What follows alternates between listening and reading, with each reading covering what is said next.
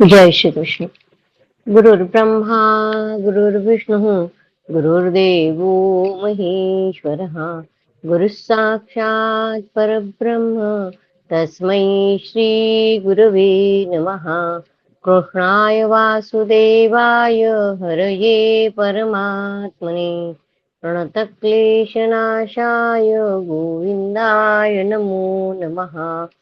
नमामि सद्गुरुं शान्तं सच्चिदानन्दविग्रहं पूर्णब्रह्मपरानन्दम् ईशमानन्दिवल्लभम्। कृष्णाय वासुदेवाय देवकीनन्दनाय च नन्दगोपकुमाराय गोविन्दाय नमो नमः। नमः पङ्कजनाभाय नमः पङ्कजमालिने नमः पङ्कजनेत्राय नमस्ते पङ्कजाङ्घ्रे। कृष्णं नारायणं वन्दे कृष्णं वन्दे व्रजप्रियं कृष्णं द्वैपायनं वन्दे कृष्णं वन्दे वृथासुतं सच्चिदानन्दरूपाय विश्वोत्पत्त्यादिहेतवे तापत्रयविनाशाय श्रीकृष्णाय वयं नमः।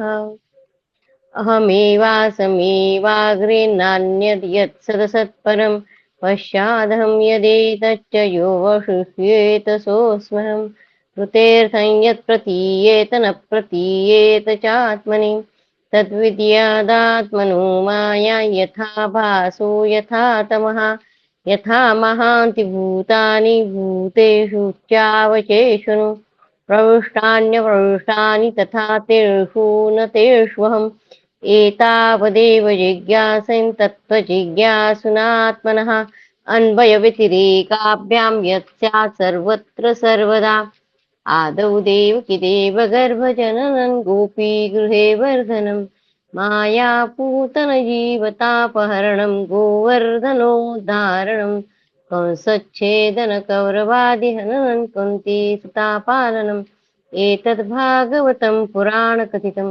श्रीकृष्णलीलामृतम्। जन्माद्यस्य यतोऽन्वयादितरतश्चार्थेष्वभिज्ञस्वराट् तेने ब्रह्महृदाय आदिकवये मुह्यन्ति यत्सूरयः तेजो वारिमृदां यथा विनिमयो यत्र त्रिसर्गो मृषा धाम्ना स्वेन सदा निरस्तकुहकं सत्यं परं धीमहि धर्मप्रोजितकैतवोऽत्र परमो निर्मत्सराणां सतां वेद्यं वास्तवमत्र वस्तु शिवदं तापत्रयोन्मूलनं श्रीमद्भागवते महामुनिकृते किं वा परैरीश्वरः सद्यो हृद्यवरुध्यतेऽत्र कृतिभिः शुश्रूषुभिस्तत्क्षणात् निगमकल्पतरोर्गलितं फलं शुकमुखादमृतद्रवसंयुतं पिबत भागवतं रसमालयं मुहुरहो रसिका भुवि भावुकाः। ॐ नमो भगवते वासुदेवाय। ॐ नमो भगवते वासुदेवाय। जय श्री कृष्ण। हमने वेणु गीत दिखा था और फिर उसके बाद में रासलीला का आरंभ हुआ था। जैसे कि कात्यायनी व्रत जब कुमारी लोग ने किया था, उस वक्त उन्होंने कहा था शरद पूर्णिमा के दिन हम विहार करेंगे, ऐसे कहा था।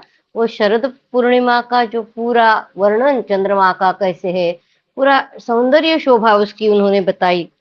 और वहां सारी गोपियां अपना अपना काम छोड़कर दौड़ती गई है। किसने किसने क्या काम छोड़ा था वो सब हमने देखा कि कौन कौन कैसे कैसे वहां पर भागते गया। और कुछ गोपियां जो जा न सकी, वो घर में ही अपनी आंखें बंद करके ध्यान में श्री कृष्ण का ध्यान करने लगी। ये सारा देख रहे थे। और उसके बाद में एक बात और बताई थी उन्होंने कि परीक्षित ने पूछा था कि गोपी जो है उनका तो ब्रह्म भाव नहीं था श्री कृष्ण में, वो अपना प्रियतम समझती थी, तो फिर भी उनका उद्धार हुआ था। तब शुकदेव जी ने बताया था कि जैसे शिशुपाल उनसे द्वेष करते थे, फिर भी उनको मोक्ष मिला। तो फिर उन्होंने मेन जो बताया था वो ये था कि भगवान से केवल संबंध होना चाहिए। वह संबंध चाहे जैसा हो, काम का हो, क्रोध का हो, भय का हो, स्नेह का हो, नातेदारी का हो या सौहार्द का हो, चाहे जिस भाव से भगवान में नित्य निरंतर अपनी वृत्तियां जोड़ दी जाए, वे भगवान से ही जुड़ती है। इसलिए वृत्तियां भगवानमय हो जाती है और उस जीव को भगवान की प्राप्ति हो जाती है। ये भी हमने देखा था। और फिर भगवान ने उनको बोला था कि अभी आप आए, मुझे देखा, अभी आप लौट जाओ। तो लौट जाओ ऐसे ऐसा कहने से जो गोपी है उनके ऊपर क्या बीती वो पहले देखेंगे। कल थोड़ा देखा था और फिर आगे जाए। श्री शुकदेव जी कहते हैं, परीक्षित, भगवान श्री कृष्ण का यह अप्रिय भाषण सुनकर गोपियां उदास खिन्न हो गई। उनकी आशा टूट गई। वे चिंता के अथाह एवं अपार समुद्र में डूबने उतारने लगी। उनके बिंबा फल के समान लाल लाल अधर शोक के कारण चलने वाली लंबी और गर्म सांस से सूख गए। उन्होंने अपने मुंह नीचे की ओर लटका लिए और पैर के नखों से धरती को रेदने लगी। नेत्रों से दुख के आंसू बह बह कर काजल के साथ वक्षस्थल पर पहुंचने और वहां लगी हुई केशर को धोने लगे। उनका हृदय दुख से इतना भर गया कि वे कुछ बोल न सकी, चुपचाप खड़ी रह गई। गोपियों ने अपने प्यारे श्याम सुंदर के लिए सारी कामनाएं, सारे भोग छोड़ दिए थे। श्री कृष्ण में उनका अनन्य अनुराग, परम प्रेम था। जब उन्होंने अपने प्रियतम श्री कृष्ण की यह निष्ठुरता भरी बात सुनी, जो बड़ी ही अप्रिय सी मालूम हो रही थी, तब उन्हें बड़ा दुख हुआ। आंखें रोते रोते लाल हो गई, आंसुओं के मारे रुंध गई। उन्होंने धीरज धारण करके अपने आंखों के आंसू पोंछे और फिर प्रणय कोप के कारण वे गदगद वाणी से कहने लगी। गोपियों ने कहा, प्यारे श्री कृष्ण, तुम घट घट व्यापी हो, हमारे हृदय की बात जानते हो। तुम्हें इस प्रकार निष्ठुरता भरे वचन नहीं करने चाहिए। हम सब कुछ छोड़कर केवल तुम्हारे चरणों में ही प्रेम करती है। इसमें संदेह नहीं कि तुम स्वतंत्र और हठीले हो। तुम पर हमारा कोई वश नहीं है, फिर भी तुम अपनी ओर से जैसे आदि पुरुष भगवान नारायण कृपा करके अपने मुमुक्षु भक्तों से प्रेम करते हैं, वैसे ही हमें स्वीकार कर लो। हमारा त्याग मत करो। प्यारे श्याम सुंदर, तुम सब धर्मों का रहस्य जानते हो। तुम्हारा यह कहना है कि अपने पति, पुत्र और भाई बंधुओं की सेवा करना ही स्त्रियों का स्वधर्म है। ये अक्षरशः ठीक है, परंतु उस उपदेश के अनुसार हमें तुम्हारी ही सेवा करनी चाहिए, क्योंकि तुम ही सब उपदेशों के पद पद हो, साक्षात भगवान हो। तुम ही समस्त शरीरधारियों के सुहृद हो, आत्मा हो और परम प्रियतम हो। आत्मज्ञान में निपुण महापुरुष तुमसे ही प्रेम करते हैं। आत्मज्ञान में निपुण महापुरुष तुमसे ही प्रेम करते हैं, क्योंकि तुम नित्य प्रिय एवं अपने ही आत्मा हो। अनित्य एवं दुखद पति और पुत्रादि से क्या प्रयोजन है। पति और पुत्र वो अनित्य है, ऐसे गोपियां कह रही है। परमेश्वर इसीलिए हम पर प्रसन्न हो, कृपा करो। कमल नयन, चिरकाल से तुम्हारे प्रति पाली पोसी आशा अभिलाषा की लहलाती लता का छेदन मत करो। मनमोहन, अब तक हमारा चित्त घर के काम धंधों में लगता था, इसी से हमारे हाथ भी उनमें रमे हुए थे। परंतु तुमने हमारे देखते देखते हमारा चित्त लूट लिया। इसमें तुम्हें कोई कठिनाई भी नहीं उठानी पड़ी। तुम तो सुख स्वरूप हो ना। परंतु अब तो हमारी गतिमति निराली हो गई है। हमारी ये पैर तुम्हारे चरण कमलों को छोड़कर एक पग भी हटने के लिए तैयार नहीं है, नहीं हट रहे हैं। फिर हम व्रज में कैसे जाए, और यदि वहां जाए भी तो क्या करे। हमारे प्यारे सखा, तुम्हारी मंद मंद मधुर मुस्कान, प्रेम भरी चितवन और मनोहर संगीत ने हमारे हृदय में तुम्हारे प्रेम और मिलन की आग धधका दी है। उसे तुम अपने अधरों की रसधारा से बुझा दो, नहीं तो प्रियतम, हम सच कहती है कि तुम्हारी विरह व्याधि की आग से हम अपने अपने शरीर जला देंगी और ध्यान के द्वारा तुम्हारे चरण कमलों को प्राप्त करेंगी। तुम वनवासियों के प्यारे हो और वे भी तुमसे बहुत प्रेम करते हैं। इससे प्राय तुम उन्हीं के पास रहते हो, वनवासियों के। यहाँ तक कि तुम्हारे जिन चरण कमलों की सेवा का अवसर स्वयं लक्ष्मी जी को कभी कभी मिलता है, उन्हीं चरणों को स्पर्श उन्हीं चरणों का स्पर्श हमें प्राप्त हुआ है। जिस दिन यह सौभाग्य हमें मिला और तुमने हमें स्वीकार करके आनंदित किया, उसी दिन से हम किसी के सामने एक क्षण के लिए भी ठहरने में असमर्थ हो गई है। पति पुत्रादिकों की सेवा तो दूर रही, हमारे स्वामी जिन लक्ष्मी जी का कृपा कटाक्ष प्राप्त करने के लिए बड़े बड़े देवता तपस्या करते रहते हैं, वही लक्ष्मी जी तुम्हारे वक्ष स्थल में बिना किसी के प्रतिद्वंद्विता के स्थान प्राप्त कर लेने पर भी अपनी सौ तुलसी के साथ तुम्हारे चरणों की रज पाने की अभिलाषा किया करती है। उन्होंने कहा है कि जिन लक्ष्मी जी का कृपा कटाक्ष प्राप्त करने के लिए बड़े बड़े देवता तपस्या करते हैं, वो लक्ष्मी जी जो है वो भगवान के वक्ष स्थल पे है, यानी ऊपर की भाग में है, वक्ष स्थल में, और बिना किसी प्रतिद्वंद्विता और उसके लिए किसी की स्पर्धा नहीं है। वो उनका अढ़ स्थान है कि लक्ष्मी जी भगवान के वक्ष स्थल पर है ही, इसके लिए किसी से उनको स्पर्धा नहीं करनी पड़ रही कि कोई और आके वहां पे रहेगा। प्रतिद्वंदिता के साथ प्राप्त कर लेने पर भी, ऐसा होने पर भी अपनी सौत तुलसी को बोला, क्योंकि तुलसी भगवान के चरणों पर चढ़ती है। तुम्हारे प्राप्त कर लेने पर भी सौत तुलसी के साथ तुम्हारे चरणों की रज पाने की अभिलाषा करती है। तुलसी चरणों पर है, लक्ष्मी जी भगवान के वक्ष स्थल पर है, तो ऐसे वो बता रहे कि वो जो लक्ष्मी है वो भगवान की चरण रज नहीं प्राप्त कर सकती, क्योंकि वो ऊपर है, इसलिए वो चरणों की रज पाने की अभिलाषा किया करती है। अब तक के सभी भक्तों ने उस चरण रज का सेवन किया है, उन्हीं के समान हम भी तुम्हारी उसी चरण रज की शरण में आए हैं। भगवान, अब तक जिसने भी तुम्हारे चरणों की शरण ली है, उसके सारे कष्ट तुमने मिटा दिए हैं। गोपिया कह रही है कि अब तक जिसने भी तुम्हारे चरणों की शरण ली है, उसके सारे कष्ट तुमने मिटा दिए हैं। अब तुम हम पर कृपा करो, हमें भी अपने प्रसाद का भाजन बनाओ। हम तुम्हारी सेवा करने की आशा अभिलाषा से घर गांव कुटुंब सब कुछ छोड़कर तुम्हारे युगल चरणों की शरण में आई हैं।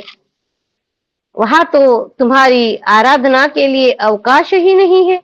गांव में तुम्हारी मधुर मुस्कान और चारु चितवन ने हमारे हृदय में प्रेम की मिलन की आकांक्षा की आग दग्धका दी है। हमारा रोम रोम उससे जल रहा है। तुम हमें अपनी दासी के रूप में स्वीकार कर लो, हमें अपनी सेवा का अवसर दो। प्रियतम, तुम्हारा सुंदर मुख कमल जिस पर घुंघराली अलके झलक रही है, तुम्हारे ये कमनीय कपोल जिन पर सुंदर सुंदर कुंडल अपना अनंत सौंदर्य बिखेर रहे हैं, तुम्हारे ये मधुर अधर जिनकी सुधा सुधा सुधा को भी जिनकी सुधा सुधा को भी लजाने वाली है, तुम्हारी यह नयन नयन मनोहारी चितवन जो मंद मंद मुस्कान से उल्लासित हो रही है, तुम्हारी ये दोनों भुजाएं जो शरणागतों को अभयदान देने में अत्यंत उदार है, और तुम्हारा यह वक्षस्थल जो लक्ष्मी जी का सौंदर्य की एकमात्र देवी का नित्य क्रीड़ा स्थल है, देखकर हम सब तुम्हारी दासी हो गई है। प्यारे श्याम सुंदर, तीनों लोकों में भी ऐसी कौन सी स्त्री है जो मधुर मधुर पद और आरोह अवरोह क्रम से विविध प्रकार की मूर्छनाओं से युक्त तुम्हारी वंशी की तान सुनकर तथा इस त्रिलोक सुंदर मोहिनी मूर्ति को, भगवान बहुत सुंदर है, लोक सुंदर मोहिनी मूर्ति को जो अपने एक बूंद सौंदर्य से त्रिलोकी का सौंदर्य दान करती है, एवं जिसे देखकर गऊ पक्षी वृक्ष और हरिण भी रोमांचित पुलकित हो जाते हैं। अपने नेत्रों से निहार कर आर्य मर्यादा से विचलित न हो जाए। आर्य यानी सत्पुरुष सज्जन पुरुष, मर्यादा से विचलित न हो जाए। कुल कान और लोक लज्जा को त्याग कर तुम में अनुरुक्त न हो। इस हमसे यह बात छिपी नहीं है जैसे भगवान नारायण देवताओं की रक्षा करते हैं, वैसे ही तुम ब्रजमंडल का भय और दुख मिटाने के लिए ही प्रकट हुए हो। कह रही कि हमें यह बात पता चल गई है कि जैसे भगवान नारायण देवताओं की रक्षा करते हैं, वैसे ही तुम इस ब्रजमंडल का भय और दुख मिटाने के लिए प्रकट हुए हो। और यह भी स्पष्ट है कि दीन दुखियों पर तुम्हारा बड़ा प्रेम, बड़ी कृपा है। हम भी बड़ी दुखिनी है, तुम्हारे मिलने की आकांक्षा की आग से हमारा वक्षस्थल जल रहा है। तुम अपनी इन दासियों के वक्षस्थल और सिर पर अपने कोमल कर कमल रखकर इन्हें अपना लो, हमें जीवन दान दो। श्री सुखदेव जी कहते हैं, परीक्षित, भगवान श्री कृष्ण सनकादि योगियों और शिवादि योगेश्वरों के भी ईश्वर है। सनकादिक योगी और शिवादि योगेश्वर। जब उन्होंने गोपियों की व्यथा और व्याकुलता से भरी वाणी सुनी, तब उनका हृदय दया से भर गया। और यद्यपि वे आत्माराम है, अपने आप में ही रमण करते हैं, उन्हें अपने अतिरिक्त और किसी भी बाह्य वस्तु की अपेक्षा नहीं है भगवान को, फिर भी उन्होंने हंसकर उनके साथ क्रीड़ा आरंभ की। भगवान श्री कृष्ण ने अपनी भावभंगी और चेष्टाएं गोपियों के अनुकूल कर दी। फिर भी वे अपने स्वरूप में जो के त्यों एक रस स्थित थे। अच्युत जो थे, जब वे खुलकर हंसते, तब उनके उज्जवल उज्जवल दांत कुंदकली के समान जान पड़ते थे। उनकी प्रेम भरी चितवन से और उनके दर्शन के आनंद से गोपियों का मुख कमल प्रफुल्लित हो गया। वे उन्हें चारों ओर से घेर कर खड़ी हो गई। उस समय श्री कृष्ण की ऐसी शोभा हुई मानो अपनी पत्नी तारिकाओं से घिरे हुए चंद्रमा ही हो। गोपियों के शत शत युद्धों के स्वामी भगवान श्री कृष्ण वैजयंती माला पहने वृंदावन को शोभायमान करते हुए विचरण करने लगे। कभी गोपियां अपने प्रियतम श्री कृष्ण के गुण और लीलाओं का गान करती, तो कभी श्री कृष्ण गोपियों के प्रेम और सौंदर्य के गीत गाने लगे। इसके बाद भगवान श्री कृष्ण ने गोपियों के साथ यमुना जी की पावन पुलिन पर, जो कपूर के समान चमकीली बालू से जगमगा रहा था, यमुना जी का पुलिन जो है वो कपूर के समान चमकीली बालू से जगमगा रहा था, पदार्पण किया। वह यमुना जी की तरल तरंगों के स्पर्श से शीतल और कुमुदिनी की सहज सुगंध से सुवासित वायु के द्वारा सेवित हो रहा था। उस आनंद प्रद पुलीन पर भगवान ने गोपियों के साथ क्रीड़ा की। हाथ फैलाना, आलिंगन करना, गोपियों के हाथ दबाना, उनकी चोटी, जांघनी और स्तन आदि का स्पर्श करना, विनोद करना, नखक्षत करना, विनोदपूर्ण चितवन से देखना, मुस्काना, इन क्रियों के द्वारा गोपियों के दिव्य काम रस को, परमोज्वल प्रेम भाव को उत्तेजित करते हुए भगवान श्री कृष्ण ने उन्हें क्रीड़ा द्वारा आनंदित करने लगे। उदार शिरोमणि सर्वव्यापक भगवान श्री कृष्ण ने जब इस प्रकार गोपियों का सम्मान किया, तब गोपियों के मन में ऐसा भाव आया, भगवान ने गोपियों का सम्मान किया है, तो गोपियों के मन में ऐसा भाव आया कि संसार की समस्त स्त्रियों में हम ही सर्वश्रेष्ठ है, हमारे समान और कोई नहीं है। वे कुछ मानवती हो गई, अभिमान हो गया उन्हें, गोपियों को मानवती हो गई। जब भगवान ने देखा इन्हें तो अपने सुहाग का कुछ गर्व हो आया है, अब मान भी करने लगी है, तब वे उनका गर्व शांत करने के लिए तथा उनका मान दूर कर प्रसन्न करने के लिए वही उनके बीच में अंतर्धान हो गए। जब भगवान ने देखा कि ये अभिमानी हो रही है, सारी गोपियां भगवान के साथ क्रीड़ा करते हुए, जैसे ही भगवान के ध्यान में वो बात आ गई, भगवान अंतर्धान हो गए हैं। इति श्रीमद्भागवते महापुराणे पारमहंस्यां संहितायां दशमस्कन्धे पूर्वार्धे भगवतो रासक्रीडावर्णनं नामैकोनत्रिंशोऽध्यायः।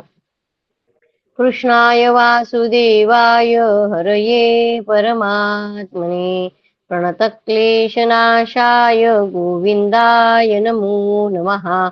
ओम नमो भगवते वासुदेवाय। ओम नमो भगवते वासुदेवाय। अथ त्रिंशोऽध्यायः विरह गीत। ऐसे कहते हैं कि ये जो 5 अध्याय है रास के, जो हम पढ़ते हैं, सिर्फ रास हुई ऐसे हमें पता है, पर एक्चुअल वहां पे क्या हुआ, कैसे हुआ, ये सारा इसमें वर्णन आया है। बहुत सुंदर है ये भी। अतः त्रिंशोध्याय विरह, श्री कृष्ण के विरह में गोपियों की दशा। अब भगवान तो अंतर्धान हो गए हैं, अभी गोपियों की क्या दशा है। श्री सुखदेव जी कहते हैं, परीक्षित, भगवान सहसा अंतर्धान हो गए। उन्हें न देखकर व्रज युवतियों की वैसी ही दशा हो गई जैसे युद्धपति गजराज के बिना हाथिनियों की होती है। उनका हृदय विरह की ज्वाला से जलने लगा।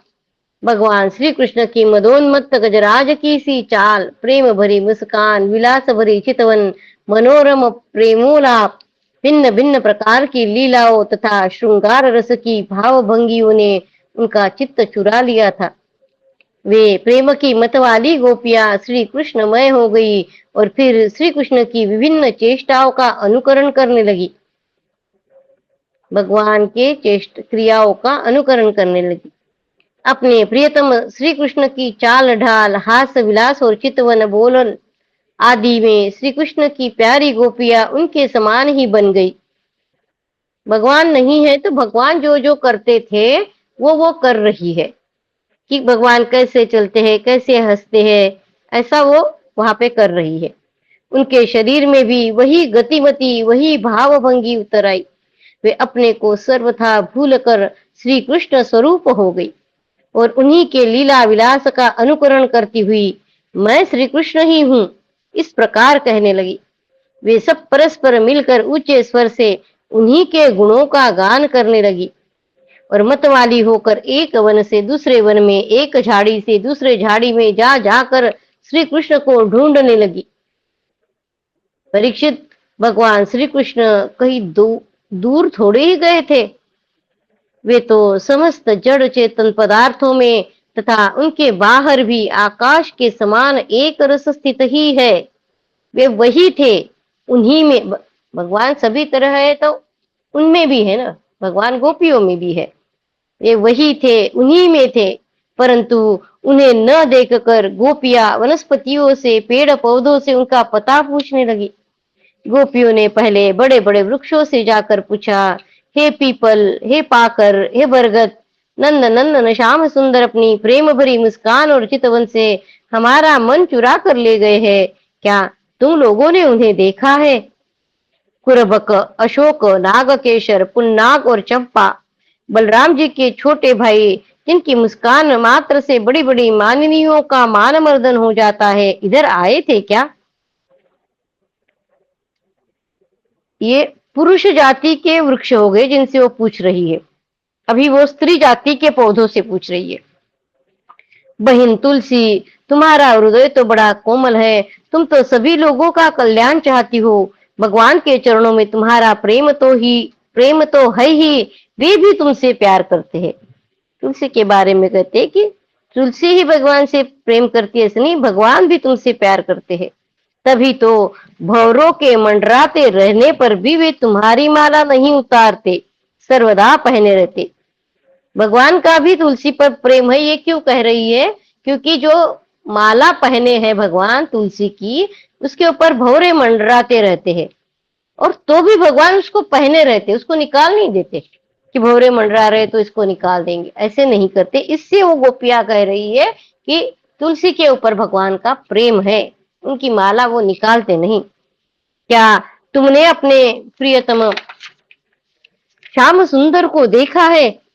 प्यारी मालती, मल्लिके, जाति और जूही, तुम लोगों ने कदाचित हमारे प्यारे माधव को देखा होगा। क्या वे अपने कोमल करों से स्पर्श करके तुम्हें आनंदित करते हुए इधर से गए हैं?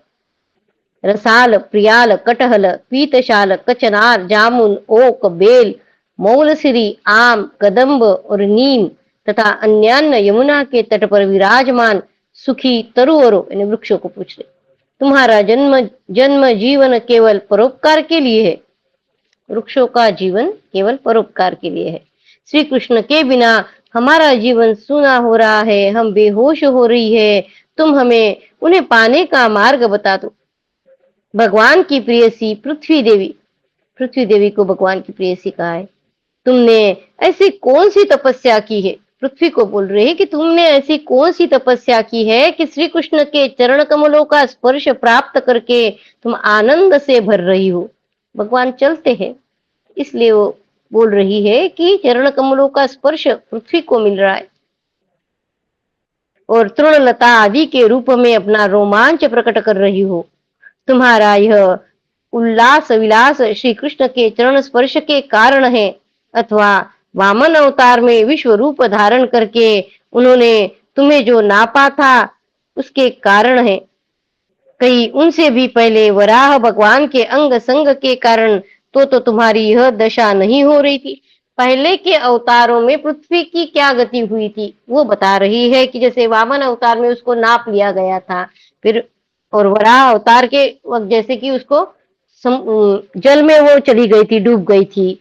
तो पृथ्वी के बारे में वो कह रही है, अरे सखी, हमारे श्याम सुंदर के अंग संग से सुषमा और सौंदर्य की धारा बहती रहती है। वे कहीं अपनी प्राण प्रिया के साथ तुम्हारे नयनों को परमानंद का दान करते हुए इधर से तो नहीं गए हैं? देखो देखो, यहाँ कुलपति श्री कृष्ण की कुंदकली की माला की मनोहर गंध आ रही है। वो ढूंढ रही है वन में, तो ढूंढते ढूंढते उन्हें लग रहा है कि यहाँ श्री कृष्ण के कुंदकली की माला की मनोहर गंध आ रही है, जो उनकी प्रेम प्रेयसी के अंग संग से लगे हुए कुछ कुंकुम से अनुरंजित रहती है। तरुवरों, उनकी माला की तुलसी में ऐसी सुगंध है कि उसके गंध के लोभी मतवाले भंवरे प्रत्येक क्षण उस पर मंडराते रहते हैं। उनके एक हाथ में लीला कमल होगा और दूसरा हाथ अपने प्रेयसी के कंधे पर रखे होंगे। गोपियों को लग रहा है कि किसी एक को वो लेके गए हैं और उसका वो सोच रही है। उनके एक हाथ में लीला कमल होगा और दूसरा हाथ अपने प्रेयसी के कंधे पर रखे होंगे। हमारे प्यारे श्याम सुंदर इधर से विचरते हुए अवश्य गए होंगे। जान पड़ता है तुम लोग उन्हें प्रणाम करने के लिए ही झुके हो। जो डालियां झुकी हुई है वृक्षों की, वो अपने भार से झुकी है फूलों फलों की वजह से, पर गोपियां कहती है कि तुम लोग उन्हें प्रणाम करने के लिए झुके हो, परंतु उन्होंने अपनी प्रेम भरी चितवन से भी तुम्हारी वंदना का अभिनंदन किया है या नहीं? अरे सखी, इन लताओं से पूछो। ये अपने पति वृक्षों को, लता और उसका पति वृक्ष, अपने पति वृक्षों को भुज पाश में बांधकर आलिंगन किए हुए है। इससे क्या हुआ? उनके शरीर में जो पुलक है, रोमांच है, वह तो भगवान के नखों के स्पर्श से ही है। अहो, इनका कैसा सौभाग्य है। परीक्षित, इस प्रकार मत वाली गोपियां प्रलाप करती हुई भगवान श्री कृष्ण को ढूंढते ढूंढते कातर हो रही थी। अब और भी गाढ़ आवेश हो जाने के कारण वे भगवानमय होकर भगवान की विभिन्न लीलाओं का अनुकरण करने लगी। एक पुतना बन गई तो दूसरी श्री कृष्ण बनकर उसका स्तन पीने लगी। कोई छकड़ा बन गई तो किसी ने बाल कृष्ण बनकर रोते हुए उसे पैर की ठोकर मारकर उलट उलट दिया। कोई सखी बाल कृष्ण बनकर बैठ गई तो कोई तृणावर्त दैत्य का रूप धारण करके उसे हर ले गई। जो लीलाएं अब तक भगवान की हुई है वो लीलाएं आपस में खेल रही है गोपियां। कोई गोपी पाव घसीट घसीट कर घुटनों के बल बकैया चलने लगी और उस समय उसके पायजे रुंझुन रुंझुन बोलने लगे। एक बनी कृष्ण तो दूसरी बनी बलराम और बहुत सी गोपियां ग्वाल बालों के रूप में हो गई। एक गोपी बन गई वत्सासुर तो दूसरी बकासुर। अब तो गोपियों ने अलग अलग श्री कृष्ण बनकर वत्सासुर और बकासुर बनी हुई गोपियों को मारने की लीला की। जैसे श्री कृष्ण वन में करते थे, वैसे ही एक गोपी बांसुरी बजा बजा कर दूर गए हुए पशुओं को बुलाने का खेल खेलने लगी। तब दूसरी गोपियां वाह वाह करके उसकी प्रशंसा करने लगी। एक गोपी अपने को श्री कृष्ण समझकर दूसरे सखी के गले में बाह डालकर चलती और गोपियों से कहने लगती, मित्रों, मैं श्री कृष्ण हूँ, तुम लोग मेरी यह मनोहर चाल देखो। कोई गोपी श्री कृष्ण बनकर कहती, अरे ब्रजवासियों, तुम आधी आंधी पानी से मत डरो, मैंने उससे बचने का उपाय निकाल लिया है। ऐसा कहकर गोवर्धन धारण का अनुकरण करती हुई वह अपनी ओढ़नी उठाकर ऊपर तान लेती। एक गोपी बनी काली नाग तो दूसरी श्री कृष्ण बनकर उसके सिर पर पैर रख कर चढ़ी चढ़ी बोलने लगी, रे दुष्ट साहब, तू यहाँ से चला जा, मैं दुष्टों का दमन करने के लिए ही उत्पन्न हुआ हूँ। इतने में ही एक गोपी बोली, अरे ग्वालो, देखो वन में बड़ी भयंकर आग लग गई है, तुम लोग जल्दी से जल्दी अपनी आंखें मूंद लो, मैं अनायास ही तुम लोगों की रक्षा कर लूंगा। भगवान ने जो जो लीलाएं की थी, जैसे जैसी की थी, वैसा वैसा अनुकरण गोपियां कर रही है। एक गोपी यशोदा बनी, दूसरी दूसरी बनी श्री कृष्ण। यशोदा ने फूलों की माला से श्री कृष्ण को उखल में बांध दिया। अब श्री कृष्ण बनी हुई सुंदरी गोपी हाथ से मुंह ढककर भय भय की नकल करने लगी। परीक्षित, इस प्रकार लीला करते करते गोपियां वृंदावन के वृक्ष और लता आदि से फिर भी श्री कृष्ण का पता पूछने लगी। उसी समय उन्होंने एक स्थान पर भगवान के चरण चिन्ह देखे। वे आपस में कहने लगी, अवश्य ही ये चरण चिन्ह उदार शिरोमणि नंद नंदन श्याम सुंदर के है, क्योंकि इनमें ध्वजा, भगवान के चरण कमल तलवा जैसे, इनमें ध्वजा, वो जो पद चिन्ह मिट्टी में पड़े हैं, क्योंकि इनमें ध्वजा, कमल, अंकुश और जौ आदि के चिन्ह स्पष्ट ही दिख रहे हैं। चरण चिन्हों के द्वारा व्रज वल्लभ भगवान को ढूंढती हुई गोपियां आगे बढ़ी। तब उन्हें श्री कृष्ण के साथ किसी ब्रज युवती के भी चरण चिन्ह दिख पड़े। पहले तो भगवान के दिखे और थोड़ी दूर जाने के बाद उन्हें और किसी युवती के भी चरण चिन्ह दिख पड़े। उन्हें देखकर वे व्याकुल हो गई और आपस में कहने लगी, जैसे हथिनी अपने प्रियतम गजराज के साथ गई हो, वैसे ही नंद नंदन श्याम सुंदर के साथ उनके कंधे पर हाथ रख कर चलने वाली किसी बड़भागिनी के ये चरण चिन्ह है। अवश्य ही सर्वशक्तिमान भगवान श्री कृष्ण यह आराधिका श्री कृष्ण की यह आराधिका होगी। इसलिए इस पर प्रसन्न होकर हमारे प्राण प्यारे श्याम सुंदर ने हमें छोड़ दिया और उसे एकांत में लेकर चले गए।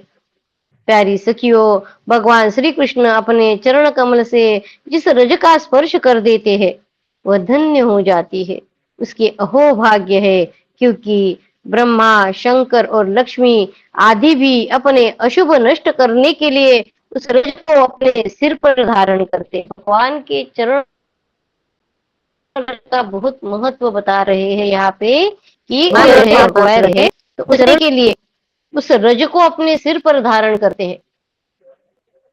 अरे सखी, चाहे कुछ भी हो जाए, यह जो सखी हमारे सर्वस्व श्री कृष्ण को एकांत में लेकर अकेले ही उनकी अधर सुधा का रस पी रही है, इस गोपी के उभरे हुए चरण चिन्ह तो हमारे हृदय में बड़ा ही क्षोभ उत्पन्न कर रहे हैं। यहाँ उस गोपी के पैर नहीं दिखाई दे। थोड़ी देर बाद वो जो दो दो जोड़ी दिख रहे थे पैर, एक कृष्ण के हैं और एक उनके प्रेयसी के, ऐसे ये मान रही थी। थोड़ी देर के बाद वहां उस गोपी के पैर नहीं दिखाई देते। तब गोपियां क्या सोच रही है? मालूम होता है यहाँ प्यारे श्याम सुंदर ने देखा होगा कि मेरी प्रेयसी के सुकुमार चरण कमलों में घास की नोक गढ़ती होगी, इसलिए उन्होंने उसे अपने कंधे पर चढ़ा लिया होगा। सखियों, यहाँ देखो, प्यारे श्री कृष्ण के चरण चिन्ह अधिक गहरे, यहाँ उस गोपी के पैर नहीं दिखाई देते हैं। मालूम होता है यहाँ प्यारे श्याम सुंदर ने देखा होगा कि मेरी प्रेयसी के सुकुमार चरण कमलों में घास की नोक गढ़ती होगी, इसीलिए उन्होंने उसे अपने कंधे पर चढ़ा लिया होगा। सखियों, यहाँ देखो, प्यारे श्री कृष्ण के चरण चिन्ह अधिक गहरे बालू में धसे हुए हैं। इससे सूचित होता है कि यहाँ वे किसी भारी वस्तु को उठाकर चले हैं। उसी के बोझ से उनके पैर जमीन में धस गए हैं। हो न हो या उस कामी ने अपने प्रियतम को अवश्य कंधे पर चढ़ाया होगा। देखो देखो, यहाँ परम प्रेमी व्रज वल्लभ ने फूल चुनने के लिए अपने प्रेयसी को नीचे उतार दिया है, और यहाँ परम प्रियतम श्री कृष्ण ने अपने प्रेयसी के लिए फूल चुने हैं। उचक उचक कर फूल तोड़ने के कारण यहाँ उनके पंजे तो धरती में गड़े हुए हैं और एड़ी का पता ही नहीं है। उनके पद चिन्हों को देखकर गोपियां अपने मन में ही मन सब ये कर रही है। परम प्रेमी श्री कृष्ण ने कामी पुरुष के समान यहाँ प्रेयसी के केश संवारे हैं। देखो, अपने चुने हुए फूलों को प्रेयसी के चोटी में गुथने के लिए वे यहाँ अवश्य ही बैठे रहे होंगे। परीक्षित, भगवान श्री कृष्ण आत्माराम है, वे अपने आप में ही संतुष्ट और पूर्ण है। जब वे अखंड है, उनमें दूसरा कोई है ही नहीं, तब उनमें काम की कल्पना कैसे हो सकती है। भगवान अखंड है, संतुष्ट है और पूर्ण है, फिर उनमें दूसरा कोई है ही नहीं, तब उनमें काम की कल्पना कैसे हो सकती है। फिर भी उन्होंने कामियों की दीनता, स्त्री परवशता और स्त्रियों की कुटिलता दिखलाते हुए वहां उस गोपी के साथ एकांत में क्रीड़ा की थी, एक खेल रचा था। इस प्रकार गोपियां मतवाली सी होकर अपनी अपनी सुध बुध खोकर एक दूसरे को भगवान श्री कृष्ण के चरण चिन्ह दिखलाती हुई वन वन में भटक रही थी। इधर भगवान श्री कृष्ण दूसरी गोपियों को वन में छोड़कर जिस भाग्यवती गोपी को एकांत में ले गए थे, उसने समझा कि मैं ही समस्त गोपियों में श्रेष्ठ हूं। अभी उसको अभिमान हो रहा है, जिसको भगवान लेके गए एक ही गोपी को। इसलिए इसलिए तो हमारे प्यारे श्री कृष्ण दूसरी गोपियों को छोड़कर, जो उन्हें इतना चाहती है, केवल मेरा ही मान करते हैं, मुझे ही आदर दे रहे हैं। भगवान श्री कृष्ण ब्रह्मा और शंकर के भी शासक है। वह गोपी वन में जाकर अपने प्रेम और सौभाग्य के मद से मतवाली हो गई और उन्हीं श्री कृष्ण से कहने लगी, प्यारे, मुझसे अब तो और नहीं चला जाता। मेरे सुकुमार पांव थक गए हैं। अब तुम जहां चलना चाहो मुझे अपने कंधे पर चढ़ा कर ले चलो। अपनी प्रियतमा की यह बात सुनकर श्याम सुंदर ने कहा, अच्छा प्यारी, तुम अब मेरे कंधे पर चढ़ लो। यह सुनकर वह गोपी जो ही उनके कंधे पर चढ़ने चली, त्यों ही श्री कृष्ण अंतर्धान हो गए और वह सौभाग्यवती गोपी रोने पछताने लगी। हा नाथ, हा रमण, हा पृष्ठ, हा महाभुज, तुम कहाँ हो। मेरे सखा, मैं तुम्हारी दीनहीन दासी हूँ, शीघ्र ही मुझे अपने सानिध्य का अनुभव कराओ, मुझे दर्शन दो। परीक्षित, गोपियां भगवान के चरण चिन्हों के सहारे उनके जाने का मार्ग ढूंढती ढूंढती वहां जा पहुंची। थोड़ी दूर से ही उन्होंने देखा कि उनकी सखी और प्रियतम के वियोग से दुखी होकर अचेत हो गई है। जब उन्होंने उसे जगाया, तब उसने भगवान श्री कृष्ण से उसे जो प्यार और सम्मान प्राप्त हुआ था वह उनको सुनाया। उसने यह भी कहा कि मैंने कुटिलतावश उनका अपमान किया, इससे वे अंतर्धान हो गए। उसकी बात सुनकर गोपियों के आश्चर्य की सीमा न रही। इसके बाद वन में जहां तक चंद्रदेव की चांदनी छिटक रही थी, शरद पूर्णिमा की रात है, वहां तक वे उन्हें ढूंढती हुई गई। परंतु जब उन्होंने देखा कि आगे घना अंधकार है, घोर जंगल है, हम ढूंढती जाएगी तो श्री कृष्ण और भी उसके अंदर घुस जाएंगे, तब वे उधर से लौट आई। परीक्षित, गोपियों का मन श्री कृष्णमय हो गया था। उनकी वाणी से कृष्ण चर्चा के अतिरिक्त और कोई बात नहीं निकलती थी। उनके शरीर से केवल श्री कृष्ण के लिए और केवल श्री कृष्ण की चेष्टाएं हो रही थी। कहाँ तक कहूँ, उनका रोम रोम, उनकी आत्मा श्री कृष्णमय हो रही थी। वे केवल उनके गुणों और लीलाओं का ही गान कर रही थी और उनमें इतनी तन्मय हो रही थी कि उन्हें अपने शरीर की भी सुध न रही। फिर घर की याद कौन करता है। गोपियों का रोम रोम इस बात की प्रतीक्षा और आकांक्षा कर रहा था कि जल्दी से जल्दी श्री कृष्ण आए। श्री कृष्ण की ही भावना में डूबी हुई गोपियां यमुना जी के पावन पुलिन पर रमण रीति से लौट आई और एक साथ मिलकर श्री कृष्ण के गुणों का गान करने लगी। इति श्रीमद्भागवते महापुराणे पारमहंस्यां संहितायां दशमस्कन्धे पूर्वार्धे रासक्रीडायां कृष्णान्वेषणं नाम 30ोऽध्यायः। कृष्णाय वासुदेवाय हरये परमात्मने प्रणतक्लेशनाशाय गोविन्दाय नमो नमः। ॐ नमो भगवते वासुदेवाय। ॐ नमो भगवते वासुदेवाय। अथैकत्रिंशोऽध्यायः गोपिका गीत। अभी हमने जो देखा वह विरह गीत था। गोपिका गीत। गोपिया विरह विरहावेश में गाने लगी, प्यारे तुम्हारे जन्म के कारण वैकुंठ आदि लोकों से भी ब्रज की महिमा बढ़ गई है। तभी तो सौंदर्य और रुद्रता की देवी लक्ष्मी जी अपना निवास स्थान वैकुंठ छोड़कर यहाँ नित्य निरंतर निवास करने लगी है, इसकी सेवा करने लगी है। परंतु प्रियतम देखो, तुम्हारी गोपियां जिन्होंने तुम्हारे चरणों में ही अपने प्राण समर्पित कर रखे हैं, वन वन में भटक कर तुम्हें ढूंढ रही है। हमारे प्रेम पूर्ण हृदय के स्वामी, हम तुम्हारे बिना मोल की दासी है।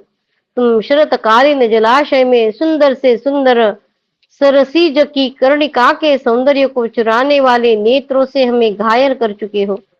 हमारे मनोरथ पूर्ण करने वाले प्राणेश्वर, क्या नेत्रों से मारना वध नहीं है? अस्त्रों से हत्या करना ही वध है? यमुना जी के विषैले जल से होने वाली मृत्यु, अजगर के रूप में खाने वाले अघासुर, इंद्र की वर्षा, आंधी बिजली, दावानल, वृषभासुर और व्योमासुर आदि से एवं भिन्न भिन्न अवसरों पर सब प्रकार के भयों से तुमने बार बार हम लोगों की रक्षा की है। तुम केवल यशोदा नंदन ही नहीं हो, समस्त शरीरधारियों के हृदय में रहने वाले उनके साक्षी हो, अंतर्यामी हो। सके ब्रह्मा जी की प्रार्थना से विश्व की रक्षा करने के लिए तुम यदुवंश में अवतीर्ण हुए हो। ब्रह्मा जी की प्रार्थना से विश्व की रक्षा करने के लिए तुम यदुवंश में अवतीर्ण हुए हो। अपने प्रेमियों की अभिलाषा पूर्ण करने वालों में अग्रगण्य यदुवंश शिरोमणि, जो लोग जन्म मृत्यु रूप संसार के चक्कर से डरकर तुम्हारे कर कमल अपनी छत्र छाया में लेकर अभय कर देते हैं, जो लोग जन्म मृत्यु रूप संसार के चक्कर से डरकर तुम्हारे चरणों की शरण ग्रहण करते हैं, उन्हें तुम्हारे कर कमल चरणों में शरण ग्रहण करते हैं और फिर भगवान के कर कमल अपनी छत्र छाया में लेकर अभय कर देते हैं। हमारे प्रियतम, सबकी लालसा अभिलाषाओं को पूर्ण करने वाले वही कर कमल जिससे तुमने लक्ष्मी जी का हाथ पकड़ा है, हमारे सिर पर रख दो। ब्रजवासियों के दुख दूर करने वाले वीर शिरोमणि श्याम सुंदर, तुम्हारी मंद मंद मुस्कान की एक उज्जवल रेखा ही तुम्हारे प्रेमी जनों के सारे मान मद को चूर चूर कर देने के लिए प्राप्त है। हमारे प्यारे सखा, हमसे रूठो मत, प्रेम करो। हम तो तुम्हारी दासी है, तुम्हारे चरणों पर निछावर है। हम अबलाओं को अपना वह परम सुंदर सावला सावला मुख कमल दिखलाओ। तुम्हारे चरण कमल शरणागत प्राणियों के सारे पापों को नष्ट कर देते हैं। तुम्हारे चरण कमल शरणागत प्राणियों के सारे पापों को नष्ट कर देते हैं। वे समस्त सौंदर्य माधुर्य की खान है भगवान के चरण कमल, और स्वयं लक्ष्मी जी उनकी सेवा करती रहती है। तुम उन्हीं चरणों से हमारे बछड़ों के पीछे पीछे चलते हो और हमारे लिए उन्हें सांप के फनों तक पर रखने में भी तुमने संकोच नहीं किया। भगवान के चरण कमलों के बारे में कह रही है गोपिया। हमारा हृदय तुम्हारे विरह व्यथा की आग से जल रहा है। तुम्हारे मिलन की आकांक्षा हमें सता रही है। तुम अपने वे ही चरण हमारे वक्ष स्थल पर रखकर हमारे हृदय की ज्वाला को शांत कर दो। कमल नयन, तुम्हारी वाणी कितनी मधुर है। उसका एक एक पद, एक एक शब्द, एक एक अक्षर मधुराति मधुर है। बड़े बड़े विद्वान उसमें रम जाते हैं, उस पर अपना सर्वस्व निछावर कर देते हैं। तुम्हारी उसी वाणी का रसास्वादन करके तुम्हारी आज्ञाकारिणी दासी गोपियां मोहित हो रही है। दानवीर, अब तुम अपना दिव्य अमृत से भी मधुर अधर रस पिलाकर हमें जीवन दान दो, हमें जीवन दान दो। प्रभु, तुम्हारी लीला कथा भी अमृत स्वरूप है। विरह से सताए हुए लोगों के लिए तो वह जीवन सर्वस्व ही है। भगवान की लीला कथा अमृत स्वरूप है। विरह से सताए हुए लोगों के लिए तो वह जीवन सर्वस्व ही है। बड़े बड़े ज्ञानी महात्माओं, भक्त कवियों ने उसका गान किया है। वह सारे पाप ताप तो मिटाती ही है, साथ ही श्रवण मात्र से परम मंगल परम कल्याण का दान भी करती है। भगवान की लीला कथा सारे पाप ताप तो मिटाती ही है, पर उसके श्रवण मात्र से परम मंगल परम कल्याण का दान भी करती है। वह परम सुंदर परम मधुर और बहुत विस्तृत भी है। जो तुम्हारी उस लीला कथा का गान करते हैं, वास्तव में भूलोक में वे ही सबसे बड़े दाता है, जो भगवान की लीला कथा का दान करते हैं। ने भगवान की लीला कथा सबको बताते हैं, सुनाते हैं, वे ही भूलोक में सबसे बड़े दाता है। सबसे बड़ा दान बता रहे क्या है प्यारे। एक दिन एक दिन वह था जब तुम्हारी प्रेम भरी हंसी और चितवन तथा तुम्हारी तरह तरह की क्रीड़ाओं का ध्यान करके हम आनंद में मग्न हो जाया करती थी। उनका ध्यान भी परम मंगलदायक है। उसके बाद तुम मिले हो, उन्हें भगवान का ध्यान करने के बाद तुम मिले हो। ऐसे रोज रोज ध्यान करके, ध्यान में भगवान को देख देख के आज सच में उनको भगवान मिले। तुमने एकांत में हृदय स्पर्शी ठिठोलिया की प्रेम की बातें कही। हमारे हमारे कपटी मित्र, अब तो वे सब बातें याद आकर हमारे मन को क्षुब्ध किए देती है। तुम्हारे चरण कमल से भी सुकोमल, तुम्हारे चरण कमल से भी सुकोमल और सुंदर है। जब तुम गौओं को चराने के लिए व्रज से निकलते हो, तब यह सोचकर कि तुम्हारे वे युगल चरण कंकड़ तिनके और कुश कांटे गड़ जाने से कष्ट पाते होंगे, हमारा मन बेचैन हो जाता है, हमें बड़ा दुख होता है। दिन ढलने पर जब तुम वन से घर लौटते हो, तो हम देखती है कि तुम्हारे मुख कमल पर नीली नीली अलके लटक रही है और गौओं के खुर से उड़ उड़कर घनी धूल पड़ी हुई है। शाम को जब वन से वापस आ रहे भगवान, तब उनका रूप कैसा है।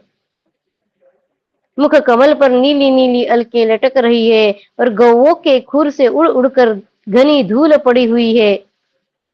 तुम अपना वह सौंदर्य हमें दिखा दिखा कर हमारे हृदय में मिलन की आकांक्षा यानी प्रेम उत्पन्न करते हो।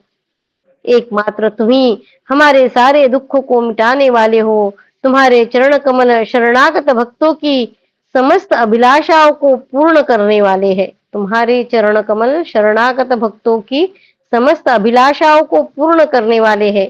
स्वयं लक्ष्मी जी उनकी सेवा करती है और पृथ्वी के तो वे भूषण ही हैं।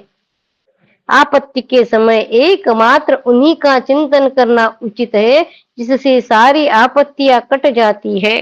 गोपिया कह रही है कि आपत्ति के समय एकमात्र भगवान उन्हीं का, भगवान के चरणों का ही चिंतन करना उचित है, जिससे सारी आपत्तियां कट जाती है। कुंज विहारी, तुम अपने वे परम कल्याण स्वरूप चरण कमल हमारे वक्ष स्थल पर रखकर हृदय की व्यथा शांत कर दो। वीर शिरोमणि, तुम्हारा अधरामृत मिलने की सुख को आकांक्षा का बढ़ाने वाला है। तुम्हारा अधरामृत मिलन के सुख को मिलन सुख को आकांक्षा को बढ़ाने वाला है। मिलने के सुख को, सॉरी मेरा गलत हो रहा है। तुम्हारा अधरामृत मिलन के सुख को आकांक्षा को बढ़ाने वाला है। वह विरह जन्य समस्त शोक संताप को नष्ट कर देता है। वह गाने वाली बांसुरी भली भांति उसे चूमती रहती है। बांसुरी भगवान के अधरों को चूमती रहती है। जिन्होंने एक बार उसे पी लिया, उन लोगों को फिर दूसरों और दूसरों की आसक्तियों का भी स्मरण नहीं होता। अपना वही अधरामृत हमें वितरण करो, हमें पिलाओ।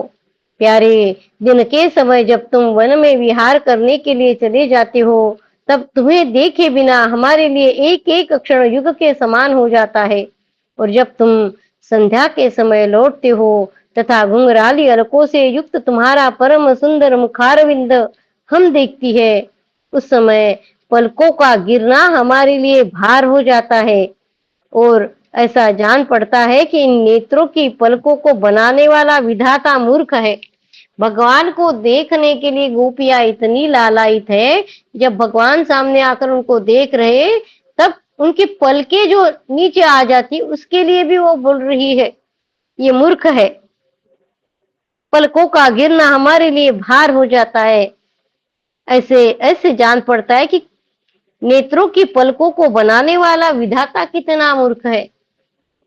प्यारे श्याम सुंदर, हम अपने पति पुत्र भाई बंधु और कुल परिवार को त्याग कर उनकी इच्छा और आज्ञाओं का उल्लंघन करके तुम्हारे पास आई है। हम तुम्हारी एक एक चाल जानती है, संकेत समझती है और तुम्हारे मधुर गान की गति समझकर उसी से मोहित होकर यहाँ आई है।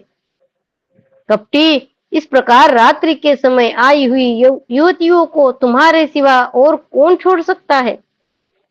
एकांत में तुम मिलन की आकांक्षा प्रेम भाव को जगाने वाली बातें करते थे, ठिठोली करके हमें छेड़ते थे।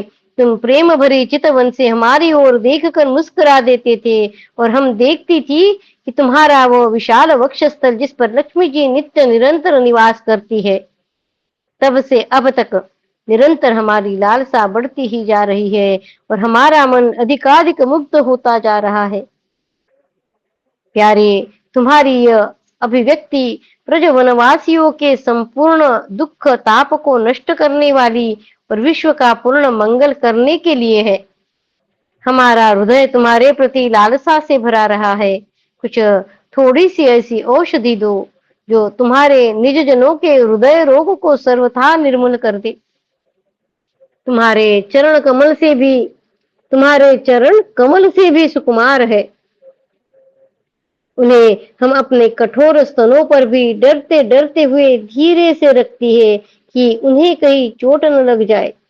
उन्हीं चरणों से तुम रात्रि के समय घोर जंगल में छिपे छिपे भटक रहे हो।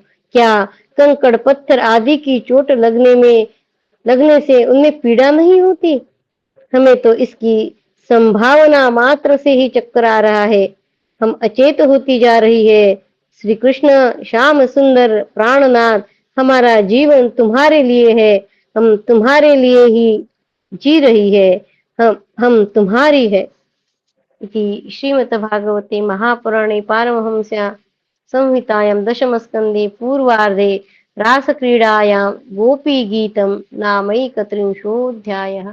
कृष्णाय वासुदेवाय हरये परमात्मने प्रणतक्लेशनाशाय गोविन्दाय नमो नमः।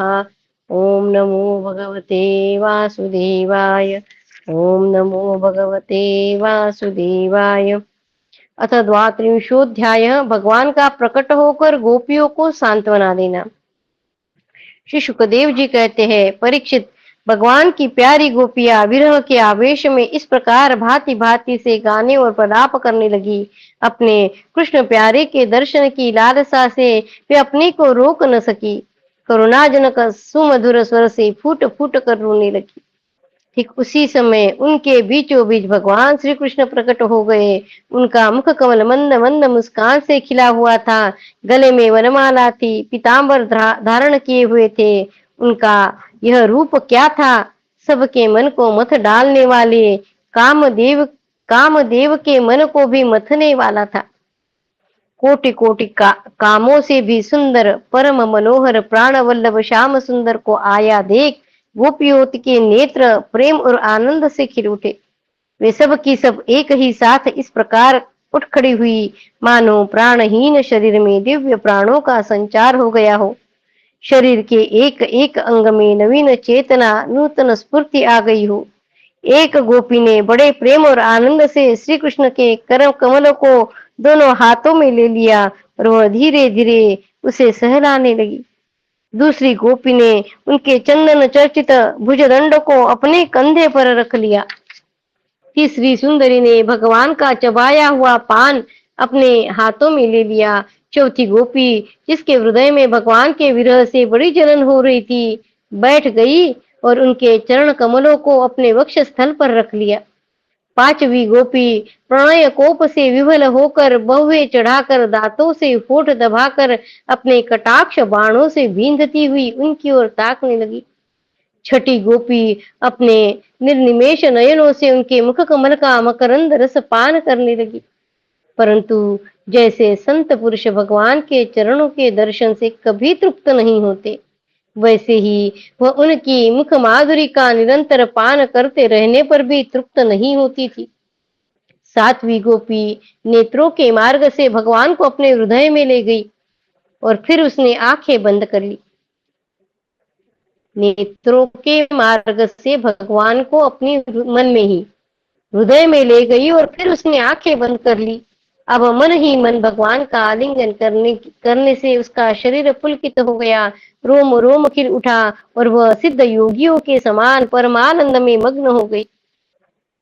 परीक्षित, जैसे मुमुक्षुजन परम ज्ञानी संत पुरुष को प्राप्त करके संसार की पीड़ा से मुक्त हो जाते, जैसे मुमुक्षुजन ज्ञानी संत पुरुष को प्राप्त करके संसार की पीड़ा से मुक्त हो जाते हैं, वैसे ही सभी गोपियों को भगवान श्री कृष्ण के दर्शन से परम आनंद और परम उल्लास प्राप्त हुआ। उनके विरह के कारण गोपियों को जो दुख हुआ था, उससे वे मुक्त हो गई और शांति के समुद्र में डूबने उतारने लगी। परीक्षित, यो तो भगवान श्री कृष्ण अच्युत और एक रस है। उनका सौंदर्य और माधुर्य निरतिशय है। फिर भी विरह व्यथा से मुक्त हुई गोपियों के बीच में उनकी शोभा और बढ़ गई। ठीक वैसे ही जैसे परमेश्वर अपने नित्य ज्ञान, बल और आदि शक्तियों से सेवित होने पर भी शोभायमान होता है। इसके बाद भगवान श्री कृष्ण ने उन व्रज सुंदरियों को साथ लेकर यमुना जी के पुलिन में प्रवेश किया। उस समय खिले हुए कुंद और मंदार के पुष्पों की सुरभि लेकर बड़ी ही शीतल और सुगंधित मंद मंद वायु चल रही थी और उसकी महक से मतवाले होकर भंवरे इधर उधर मंडरा रहे थे। शरद पूर्णिमा के चंद्रमा की चांदनी अपनी निराली ही छटा दिखला रही थी। उसके कारण रात्रि के अंधकार का तो कहीं पता ही न था। सर्वत्र आनंद मंगल का ही साम्राज्य छाया था। वह पुलीन क्या था, यमुना जी ने स्वयं अपनी लहरों के हाथों भगवान की लीला के लिए सुकोमल बालुका का रंगमंच बना रखा था। भगवान श्री कृष्ण के दर्शन से गोपियों के हृदय में इतने आनंद और इतने रस का उल्लास हुआ कि उनकी हृदय की सारी आदि व्याधि मिट गई। जैसे कर्म कांड की श्रुतियां उसका वर्णन करते करते अंत में ज्ञान कांड का प्रतिपादन करने लगती है और फिर वे समस्त मनोरथों से ऊपर उठ जाती है, कृतकृत्य हो जाती है, वैसे ही गोपियां भी पूर्ण काम हो गई। अब उन्होंने अपने वक्ष स्तर पर लगी हुई रोली केसर से चिन्हित ओढ़नी को अपने परम प्यारे सुहृद श्री कृष्ण के विराजने के लिए बिछा दिया। बड़े बड़े योगेश्वर अपने योग साधना से पवित्र किए हुए हृदय में जिनके लिए आसन की कल्पना करते रहते हैं, किंतु फिर भी अपने हृदय सिंहासन पर बिठा नहीं पाते, वही सर्वशक्तिमान भगवान यमुना जी के रेती में गोपियों के ओढ़नी पर बैठ गए। भगवान गोपियों के ओढ़नी पर बैठ गए। उसके बारे में कह रहे हैं कि जो बड़े बड़े योगी है, जो योग साधना करके फिर भगवान को पाना चाहते हैं, तो जो उनकी योग साधना रहती है उसमें जो ध्यान करते हैं, उसमें वो ध्यान में भगवान को अपने हृदय सिंहासन पर बैठाते हैं। तो वो अपने हृदय सिंहासन पर बिठा नहीं पाते। वही सर्वशक्तिमान भगवान यमुना जी के रीति में गोपियों की ओढ़नी पर बैठ गए हैं। वहां पे भी वो योगी जो है तपस्या करने के बाद में भी उसमें नहीं, अपने हृदय में नहीं बिठा पाते। ऐसे जो भगवान है वो उस बालू में ओढ़नी पर बैठ गए हैं। सहस्र सहस्र गोपियों के बीच में उनसे पूजित होकर भगवान बड़े ही शोभायमान हो रहे थे। तीनों लोकों में, तीनों कालों में जितना भी सौंदर्य प्रकाशित होता है, वह सब तो भगवान के बिंदु मात्र सौंदर्य का आभास भर है। वे उसके एकमात्र आश्रय है। भगवान श्री कृष्ण अपने इस अलौकिक सौंदर्य के द्वारा उनके प्रेम और आकांक्षा को और भी उभार रहे थे। गोपियों ने अपनी मंद मंद मुस्कान, विलासपूर्ण चितवन और तिरछी भौहों से उनका सम्मान किया। किसी ने उनके चरण कमलों को अपनी गोद में रख लिया, किसी ने उनके कर कमलों को। वे उनके संस्पर्श का आनंद लेती हुई कभी कभी कह उठती थी, कितना सुकुमार है, कितना मधुर है। इसके बाद श्री कृष्ण के छिप जाने से मन ही मन तनिक रुठ कर उनके मुंह से ही उनका दोष स्वीकार कराने के लिए वे कहने लगी। गोपियों ने कहा, नटनागर, कुछ लोग तो ऐसे होते हैं जो प्रेम करने वालों से ही प्रेम करते हैं। कुछ लोग तो ऐसे होते हैं जो प्रेम करने वालों से ही प्रेम करते हैं, और कुछ लोग तो प्रेम न करने वाले से भी प्रेम करते हैं, परंतु कोई कोई दोनों से ही प्रेम नहीं करते। नहीं, प्रेम करने वालों से और प्रेम न करने वालों से भी प्रेम नहीं करते। इन तीनों में तुम्हें कौन सा अच्छा लगता है? भगवान श्री कृष्ण ने कहा, मेरी प्रिय सखियों, जो प्रेम करने पर प्रेम करते हैं उनका तो सारा उद्योग स्वार्थ को लेकर है। कोई किसी से प्रेम करता है, जो प्रेम करने पर प्रेम करते हैं तो वो स्वार्थ के लिए है, लेन देन मात्र है। न तो उनमें सौहार्द है और न तो धर्म है। प्रेम करने पर जो प्रेम करता है उनका प्रेम केवल स्वार्थ के लिए ही है, इसके अतिरिक्त उनका और कोई प्रयोजन नहीं है। सुंदरियों, जो लोग प्रेम न करने वाले से भी प्रेम करते हैं, जैसे स्वभाव से ही करुणाशील सज्जन और माता पिता, उनका हृदय सौहार्द से, हितैषिता से भरा रहता है, और सच पूछो तो उनके व्यवहार में निश्चल सत्य एवं पूर्ण धर्म भी है। कुछ लोग ऐसे होते हैं जो प्रेम करने वालों से भी प्रेम नहीं करते, न प्रेम करने वालों का तो उनके सामने कोई प्रश्न ही है। ऐसे लोग चार प्रकार के होते हैं। एक तो वे जो अपने स्वरूप में ही मस्त रहते हैं, जिनकी दृष्टि में कभी द्वैत भासता ही नहीं है।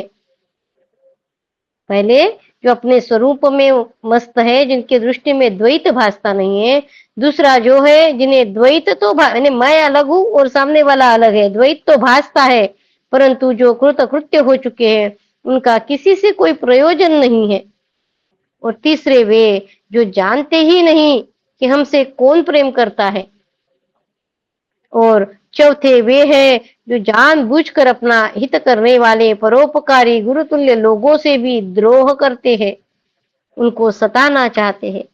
गोपियों, मैं तो प्रेम करने वालों से भी प्रेम का वैसा व्यवहार नहीं करता जैसा करना चाहिए। भगवान कह रहे कि मैं तो प्रेम करने वालों से भी वैसा व्यवहार नहीं करता जैसा करना चाहिए।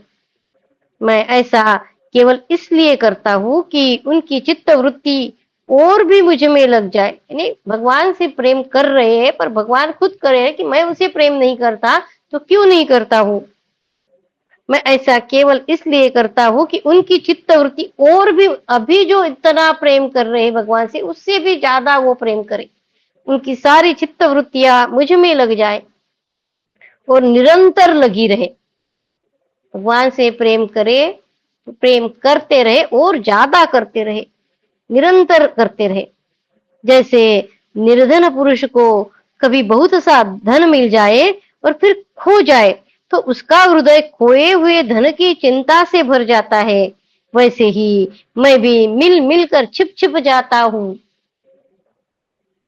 गोपियों, इसमें संदेह नहीं है कि तुम लोगों ने मेरे लिए लोक मर्यादा, वेद मर्यादा और अपने सगे संबंधियों को भी छोड़ दिया है। ऐसी स्थिति में तुम्हारी मनोवृत्ति और कहीं न जाए, अपने सौंदर्य और सुहाग की चिंता न करने लगे। मुझ में ही भगवान गोपियों को कह रहे कि तुम्हारी जो मनोवृत्ति है इधर उधर न जाए, अपने सुहाग की भी चिंता न करे, मुझ में ही लगी रहे, भगवान में ही चित्त वृत्ति लगी रहे। इसलिए परोक्ष रूप से तुम लोगों से प्रेम करता हुआ ही मैं छिप गया था। इसलिए तुम लोग मेरे प्रेम में दोष मत निकालो, तुम सब मेरी प्यारी हो और मैं तुम्हारा प्यारा हूँ।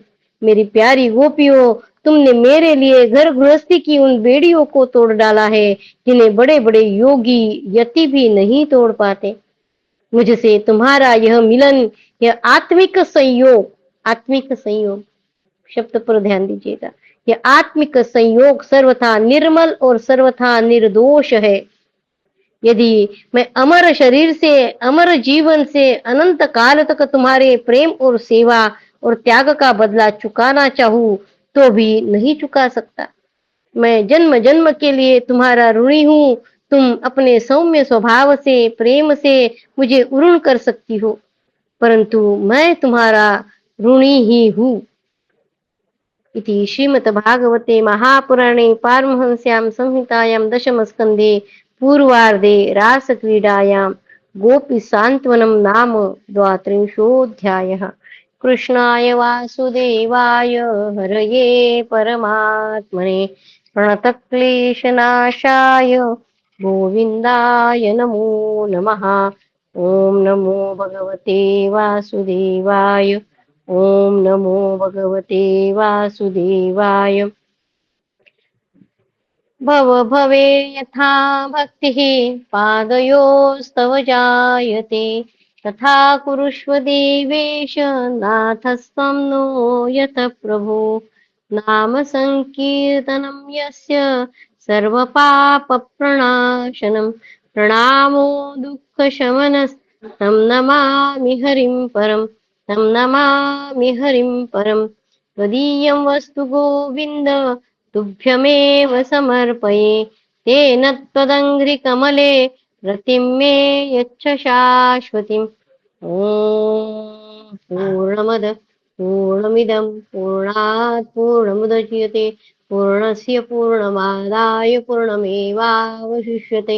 ॐ शान्ति शान्ति शान्तिः। हरि ओम् तत्सत्। श्रीकृष्णार्पणमस्तु। श्री गुरुभ्यो नमः। जय श्री कृष्ण।